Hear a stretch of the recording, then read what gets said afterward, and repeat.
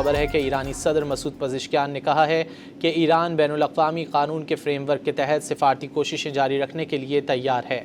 ترک صدارتی دفتر کے مطابق ایرانی صدر مسعود پزشکیان نے ترکی کے صدر رجب طیب اردوان کے ساتھ ٹیلی فونک گفتگو کی۔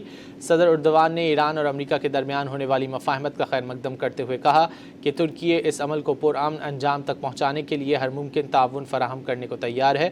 انہوں نے خبردار کیا کہ مذاکراتی عمل کو سبوتاژ کرنے کی کوشش کرنے والے عناصر سے محتاط رہنے کی ضرورت ہے۔ خبر ہے کہ ایرانی صدر مسعود پزشکیان نے کہا ہے کہ ایران بین الاقوامی قانون کے فریم ورک کے تحت سفارتی کوششیں جاری رکھنے کے لیے تیار ہے۔ ترک صدارتی دفتر کے مطابق ایرانی صدر مسعود پزشکیان نے ترکی کے صدر رجب طیب اردوان کے ساتھ ٹیلی فونک گفتگو کی۔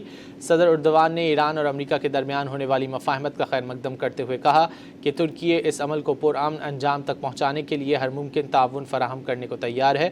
انہوں نے خبردار کیا کہ مذاکراتی عمل کو سبوتاژ کرنے کی کوشش کرنے والے عناصر سے محتاط رہنے کی ضرورت ہے۔